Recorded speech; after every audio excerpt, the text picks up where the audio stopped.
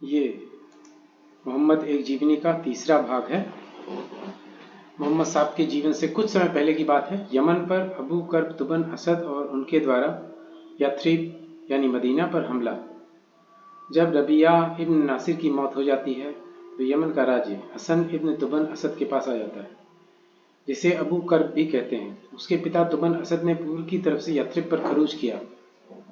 उसने वहां के लोगों का कोई नुकसान नहीं किया, लेकिन उसने अपने पुत्र को वहां पर छोड़ दिया, परंतु उसके पलटते ही उस पुत्र की यथरिब के लोगों ने हत्या कर दी।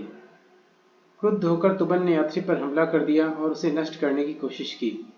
यथरिब के लोगों ने अमर इब्न तलहा के नेतृत्व में तुबन का मुकाबला किया। युद्ध सिर्फ दिन में चलता और रात में तुबन को कोई तकलीफ नहीं पहुंचाई जाती, ऐसा अंसार लोगों का कहना है।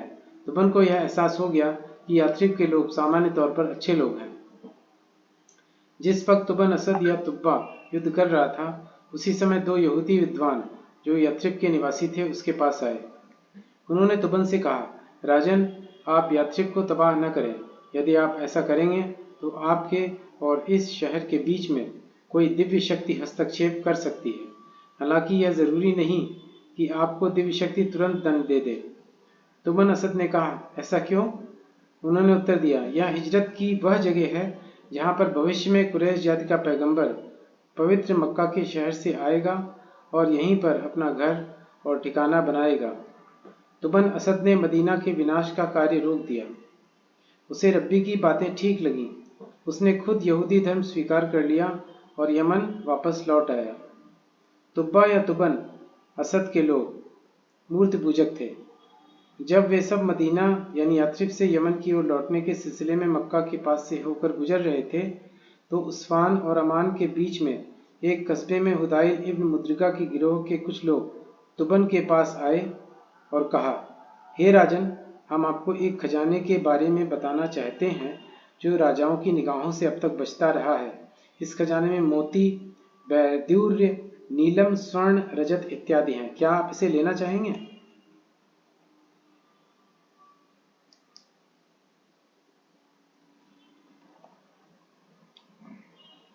तुमन ने कहा, हाँ, हम लेना चाहेंगे।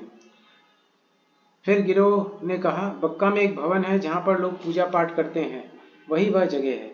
इस प्रकार से हुदाइल के गिरोह के लोग तुबन से और उसकी सेना से मुक्ति पाना चाहते थे, क्योंकि उन्हें मालूम था कि जिस किसी भी राजा ने मक्का के इस अल्लाह के घर पर कब्जा करने की कोशिश की, उसका नष्ट होना निश्चित था। राजा ने उन दोनों यहूदी रब्बी से इस बारे में पूछा। रब्बी, वे तुमसे और तुम्हारे सैनिकों से निजात पाना चाहते हैं। हमें मालूम है कि किसी को भी अल्लाह का घर इस धरती पर अधिकार में नहीं मिल सकता, इसलिए यदि तुम उनकी सलाह पर चलोगे तो तुम नष्ट होगे और तुम्हारे साथ जो सैनिक हैं वह भी नष्ट होंगे। तुब्बा यानी तुबन, फिर तुम क्या कहते हो? मुझे क्या करना चाहिए? रब्बी, तुम वही करो जो बाकी लोग यहाँ करते हैं, यानी कि इसका चक्कर लगाओ और शांत रहो। अपना मुंडन कर लो और तब तक अल्लाह को याद करते रहो जब तक कि तुम यहाँ पर हो। तुबन, लेकिन तुम लोग क्यों यह काम नहीं करते? रब्बी, अल्लाह की सौगंध, यह हमारे पूर्वज इब्राहिम का घर है, लेकिन लोगों ने हमारे और अल्लाह के बीच में गड़बड़ कर दी है और उन्होंने इस स्थान को मूर्ति पूजा का स्थान बना लिया है। यह मूर्तियां इस अल्लाह के घर के चारों तरफ स्थापित कर दी गई हैं। यह लोग इन मूर्तियों के समक्ष बलि देते हैं। यह लोग अत्यंत अपवित्र हैं, क्योंकि अल्लाह के साथ और लोगों को पूजा में शामिल करते हैं। अल्लाह के साथ अन्य की पूजा करने वाले को मुशरिक कहते हैं।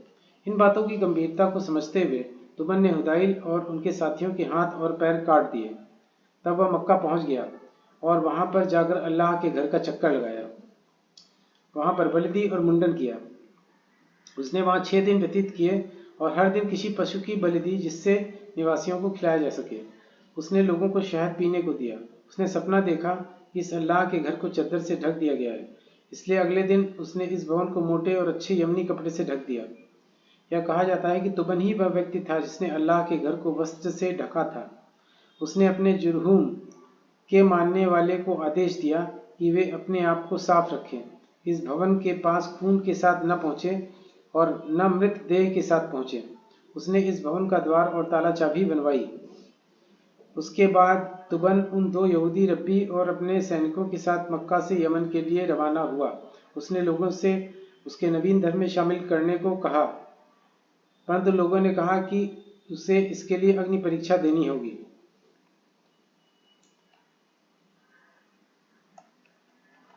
यमन में यह परंपरा थी कि जब कोई विवाद होता था तो अग्नि परीक्षा से उसका फैसला किया जाता था।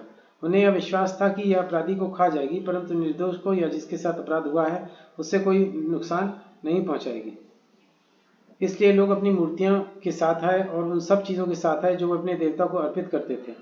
दोनों रब्बियों ने अपनी धर्म पुस्तक यानी तौरात को अपने गले में बांधा और अग्नि के सम्मुख अपने को प्रस्तुत किया। अनेकों हिमयार कबीले के अरब भी जो अपनी मूर्तियों के साथ अग्नि में गए थे वे अपनी मूर्तियों के साथ भस्म हो गए, लेकिन रब्बियों को कुछ नहीं हुआ। हालांकि अग्नि में जाने से घबरा वे भी रहे थे। इसके बाद हिमयार कबीले के लोग यहूदी हो गए। यह यमन में यहूदी धर्म की शुरुआत थी।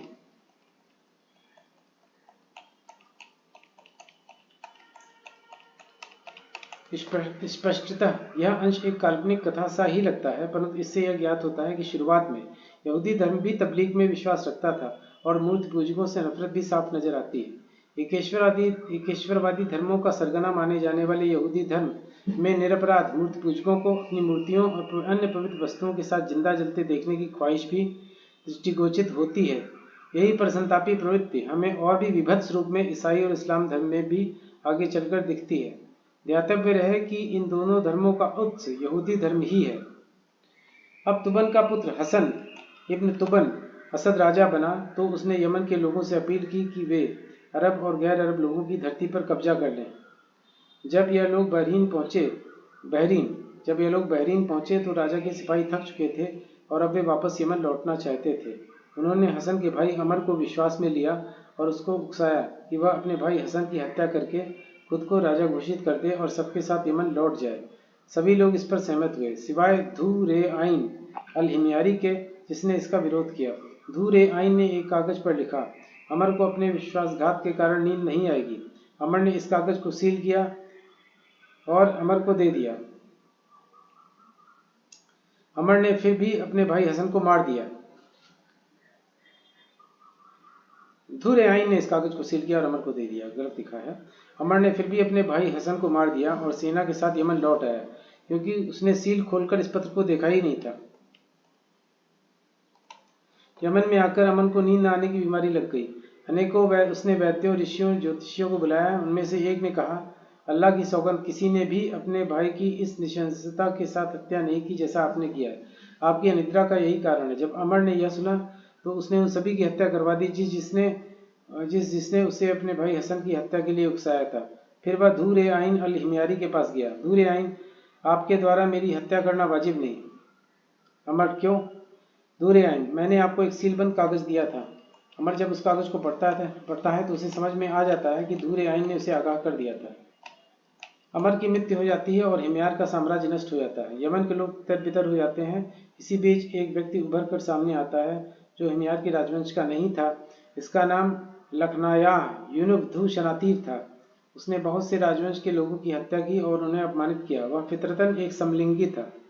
उसने हसन इब्न तुबन के भाई तुबन असद के पुत्र जुरा धू नुवास को दुष्कर्म के वास्ते बुला भेजा। जब हसन की हत्या उसके भाई अमर के द्वारा की गई थी उस समय जुरा एक बच्चा था, परंतु अब वह एक सुंदर और संयमी जवान बन चुका था। जब लखानायाह का दूत जुरह के पास पहुंचा तो जुरह को दूत का उद्देश्य समझ में आ गया। वह दूत के साथ लखानायाह के पास पहुंचा, परंतु उसने अपने जूते में एक चाकू छुपा रखा था। जैसे ही जुरह लखानायाह के पास पहुंचा तो जुरह ने लखानायाह के ऊपर चढ़कर उसके सीने में चाकू आर पार कर दिया। लोगों को जब इस घटना का पता चला तो उन्होंने कहा, आपके अलावा हमारे ऊपर और कोई शासन नहीं कर सकता। आपने हमें इस दुष्ट से मुक्ति दिलाकर हम पर महान उपकार किया है। जुरा धू नुवास ने एक बार फिर से हिमयार वंश को यमन में स्थापित किया। उसका शासन लंबा था। वह हिमयार वंश का अंतिम शासक था। अरब के नजरान में ईसाई धर्म को मानने वालों की बस्ती थी। यह लोग ईमानदार और दयालु थे। इनके राजा का नाम अब्दुल इब्न अत तमीर था। जुरा धू नुवास इन लोगों के पास अपनी सेना के साथ गया और इन लोगों से यहूदी धर्म स्वीकार करने का आग्रह किया।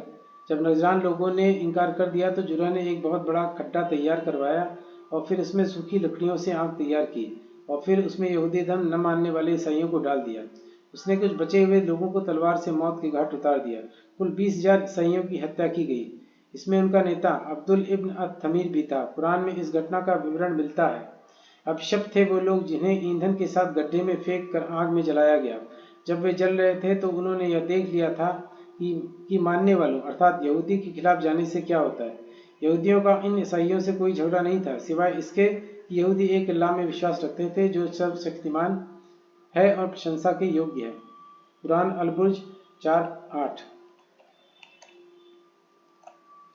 ऐसा लगता है कि शुरू में मोहम्मद नबी को यहूदियों से ज़्यादा नज़दीकी महसूस हुई बजाय ईसाइयों के, क्योंकि यहाँ पर यहूदियों के द्वारा ईसाइयों के कत्लेआम को रस लेकर सुना रहा है और इस कत्लेआम को पूरी तरह से जायज़ ठहरा रहा है। वह इसके लिए ईसाइयों को ही जिम्मेदार मानता है। शायद एक ईश्वरवाद की धारणा ईसाई धर्म में पवित्र त्रिमूर्ति के विचार के कारण कमज़ोर पड़ गई थी, जो मोहम्मद को नागवार गुजरी थी, और फिर उसने अल्लाह का नाम लेकर यह आयत गढ़ दी। एक और बात जो एक बार फिर यहूदियों के बारे में सामने आई है, और वह यह है कि न केवल वे तबलीग करते नजर आते हैं बल्कि हिंसक तबलीग करते नजर आते हैं। ऐसी तबलीग जिसके लिए अमूमन ईसाई और मुसलमान कुख्यात रहे हैं। आज के यहूदियों में यह बात नहीं है। वे नस्ल की शुद्धता अथवा जाति पवित्रता को संख्या बल से अधिक महत्व देते हैं। इस सुधार के कारण वे तबलीग के विषाणु से मुक्त होकर ज्ञान विज्ञान के क्षेत्र में आगे बढ़ पा रहे हैं। इसके बाद आता है यमन पर अबिसीनिया का कब्जा, जो हम अगली बार इसको कवर करेंगे।